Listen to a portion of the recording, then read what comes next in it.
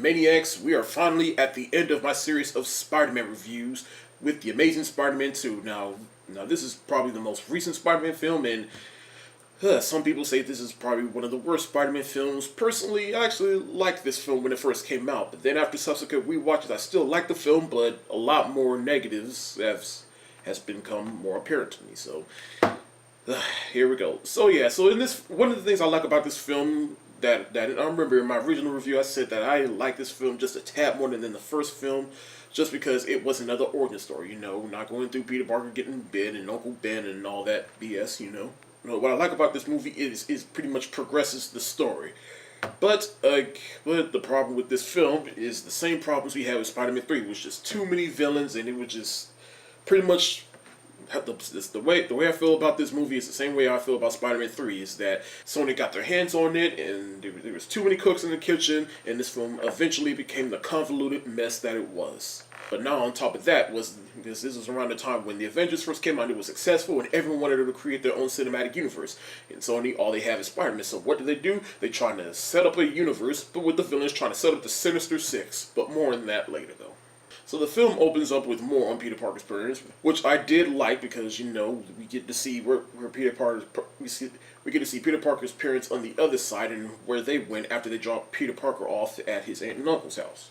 Apparently, Richard Parker, he was uploading something very important that involves a Roosevelt train or whatever. And then we cut to present day with Spider-Man jumping off from God knows what. We don't know how high he got there, but I do like that. Actually, I don't quite. But I do like we get to see Spider-Man for a little bit. Again, Andrew Garfield works as Spider-Man.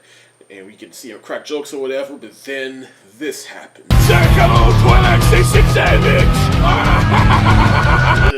Paul Giamatti is the Rhino. Well, he's not the Rhino yet, but just this part alone, it's like no one told him this wasn't a cartoon.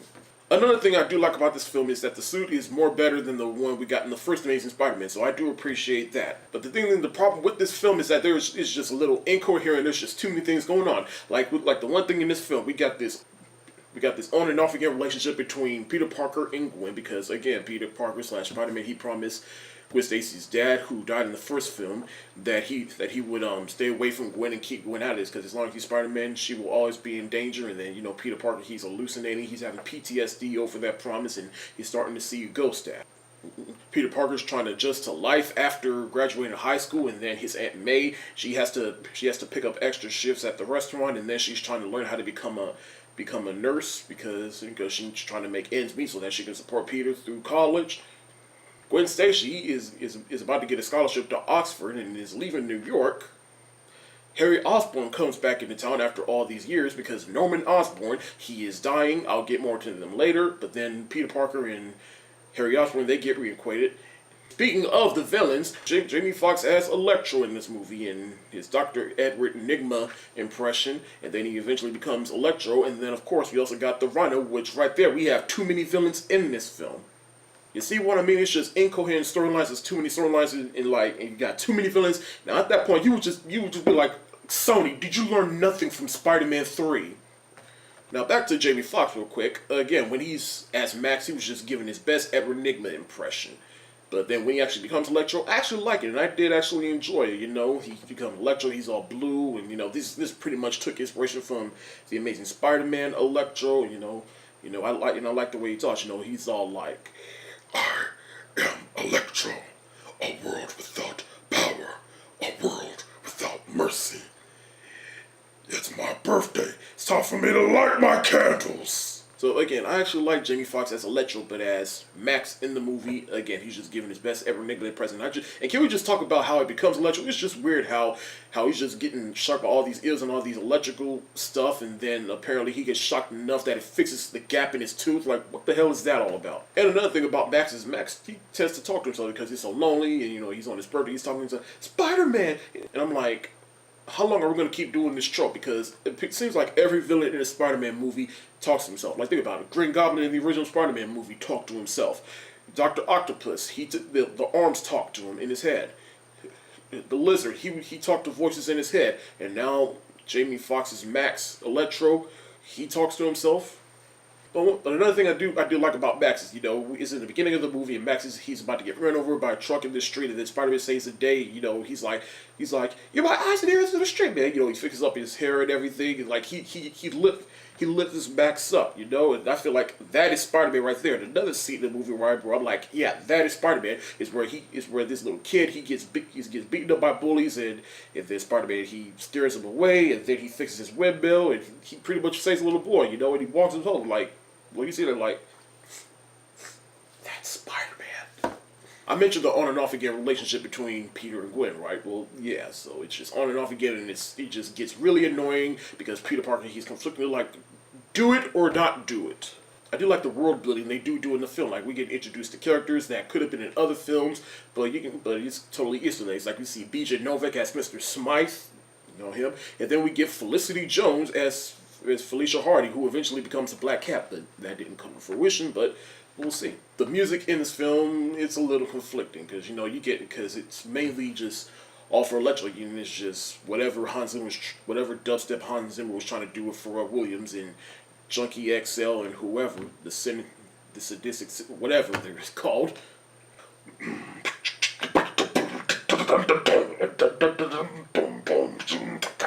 Especially for Electro things, it's like, you like to be thinking me. Another thing I do love about this film is Sally Field as Aunt May in this film.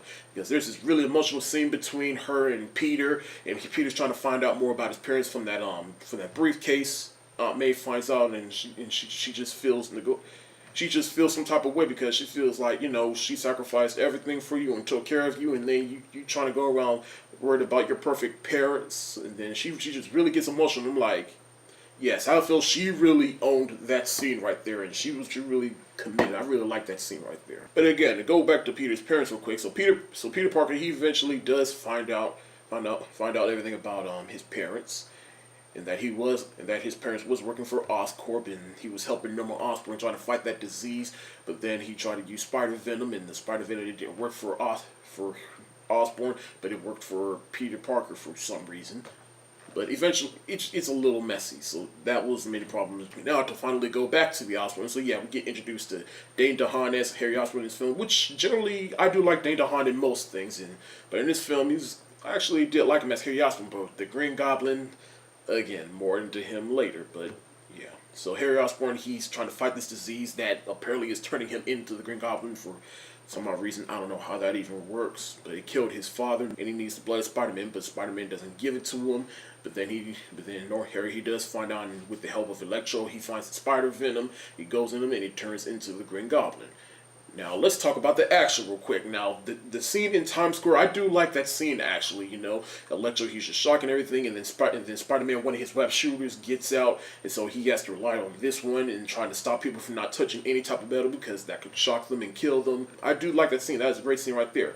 Now to the climax of this film. I actually like this climax a little more than the climax in the first Amazing Spider-Man, because Electro, he pretty much took over the power plant, pretty much blacking out all of New York, and now Spider-Man and Gwen Stacy have to stop him, and they eventually do stop him. It was just an entertaining scene of watching Spider-Man fight the Electro, and then Electro, he's just going around singing that song like, the itsy bitsy spider walked up the water spout, out came Electro and took the spider out. But eventually they do take out Electro, but then Harry Osborn as the Green Goblin finally comes. Now, when I first saw this, I thought that was a pretty good design for the Green Goblin, and now just watching it, like, don't really have strong feelings about it as I did before. I prefer the William Dafoe Green Goblin suit over this, because this one's just not Green Goblin.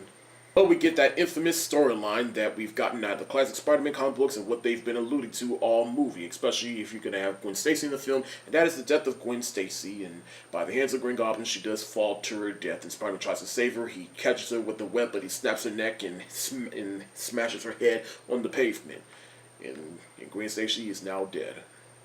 Now, generally speaking, I do like how they handled it. I mean, they couldn't have handled it any other kind of better ways, and they could have handled it in a more underwhelming way, so despite that head smack on the pavement. But I do like the way they handled it, though. And it does affect Spider-Man. Now, at this point, this is where they should have cut the movie right here, with Spider-Man feeling guilt over Gwen Stacy, and then when we get to the next movie, he comes back as Spider-Man. And another thing I forgot to mention from the other film is that the end credit scene with this guy named Mr. Pierce, he visits the lizard in the jail cell, and then he comes back in this film visiting Harry Osborn. And they're trying to talk about finding people for the Sinister Six. You know, we see the Doc Ock arms, we see the Rhino suit, we see the Vulture wings. But Paul Giamatti's character at the beginning of the film, that's when they recruit him, and he becomes the Rhino. And the way they ended the film with that, it was just a bit underwhelming. And he still acted like a cartoon in this film, which was even more annoying. But Peter Parker, he does come back as Spider-Man, and he fights the Rhino for 2 seconds, and the film cuts off. Now, a lot of people had issues with this film because they saw that final shot in the trailer, and it's like, y'all pretty much spoiled with that. We thought we was going to see more. But apparently not. But truthfully, I actually kind of like it that they ended that way, because even though Spider-Man, he's not Spider-Man for a little bit, but then he comes back and he's finally found his way to become Spider-Man again and fight the Rhino. I feel like that was somewhat of a good way, because it's like, you want to leave on a high note, if that makes sense. So yeah, that's how I feel about The Amazing Spider-Man 2. And again, like I said, there was too many cooks in the kitchen, and it became the convoluted mess that it was. So much that there was a whole bunch of deleted scenes left on the cutting room floor. Like this one scene where Spider-Man doing this whole season change, whatever. Peter Parker, he visits Gwen Stacy's grave, and then Richard Parker, Peter's dad, he comes by. Apparently he's still alive, and he tells him everything, and he apologizes and gives him the great power comes great responsibility speech for no reason. And there's even a whole story arc that got left on the cutting room floor where Shailene Woodley actually plays Mary Jane. And why they left that out of the film, I mean, like, the movie was getting too complicated, so I understand why they left it out, but they could have left some things in that. Now that we know Gwen Stacy is dead, at least that gives Peter Parker something, though. But I'm just saying, I just really would have loved to see Shailene Woodley as Mary Jane, though. So yeah, that's how I feel about The Amazing Spider-Man 2, so yeah, the film was a little too convoluted, but at the same time, I feel like you can still enjoy this film in some parts, even though and that was another thing, just tone shifts. The film didn't know what it wanted to be. I think that was the biggest factor with this film. It didn't know what it wanted to be or what it was trying to do, but it was too busy trying to have too many villains and trying to set up the Sinister Six, and yeah, this film was just too complicated on too many levels. Now, I am conflicted with what I like more, Spider-Man 3 or The Amazing Spider-Man 2. Truthfully, I think Spider-Man 3 was just a tad more focused than The Amazing Spider-Man 2. That being said, again, I feel like you can still enjoy The Amazing Spider-Man for what it is. But if you really do not like this film, like, hey, I understand, I'm not going to tell you you're wrong. But as for me, I'm going to give The Amazing Spider-Man, surprisingly, I'm going to give The Amazing Spider-Man 2 3 stars for room for improvement. Is because there were some good things in this film, and they just cut out some stuff out of this film. I feel like this film could have been a little bit more cohesive. But luckily, Sony rebounded with Tom Holland's version of Spider-Man, and he's in the Marvel Cinematic Universe, and I just love Tom Holland's version of Spider-Man because you know, he pretty much portrays both Spider-Man and Peter Parker. And his version of Peter Parker is, in a way, more modern, but at the same time, it feels more nerd. Like, you feel like, yeah, he's a nerdy kid in high school. And the fact that they're keeping him in high school, that is just perfect to me. And I can't wait to see what Tom Holland does as Spider-Man in Spider-Man Homecoming. And I loved him in Captain America Civil War. It's a great way to introduce him. What bugs me out about this second Spider-Man reboot we've gotten is because we've gotten 2 Spider-Man series with Tobey Maguire and Andrew Garfield, and none of them didn't really get any closer, especially Andrew Garfield, because he only got 2 movies, while Tobey Maguire, he only got 3 movies. So I'm just thinking, like, all right, here's the story arc. Because I believe, you know, there was a video game called Spider-Man Dimensions or whatever. It was a version of different Spider-Mans. So let's say like Oscorp in the Marvel Cinematic Universe, right? And it has Mysterio in it, and he creates this portal that goes through different dimensions and different versions of Spider-Man. So like, let's say Tom Holland's Spider-Man, he runs into Andrew Garfield's Spider-Man and Tobey Maguire's Spider-Man.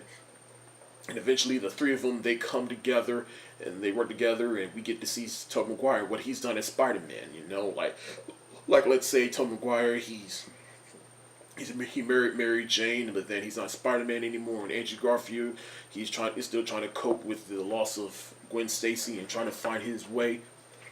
And then Tom Holland comes around and he shows him the way and teaches him how to be Spider-Man again, and they both come together to fight a greater evil. Just something like that, like pretty much a way to give Tobey Maguire and Andrew Garfield series of Spider-Man movies a close, so that we can move forward with Tom Holland, because there are fans of Tom Holland, there are fans of Andrew Garfield, there's fans of Tobey Maguire, and I just feel like we just need that closure for those 2 Spider-Mans. But that's never gonna happen. Like, I mean, maybe it will, but who knows? So yeah, that's my 2 cents on me trying to give closure to the other Spider-Man films. But that ends my series of Spider-Man reviews. I love Spider-Man as a character. I do love his movies. One of my favorite superheroes of all time. One of my favorite comic book films of all time, Spider-Man 2 and the first Spider-Man. I do appreciate the Amazing Spider-Man movies for what they were trying to do, but at the end of the day, I feel like those were just unnecessary reboots as opposed to Tom Holland's reboot. I feel like it is kind of necessary because, again, they're introducing him into the MCU, so I can't wait to see what they do with him. But that's it for today. If you like what you see, go ahead and hit that thumbs up button. If you want to see more, check out my channel. The link is in the description below. And be sure to check me out on Facebook, Twitter, Tumblr, Instagram, and Periscope. Peace.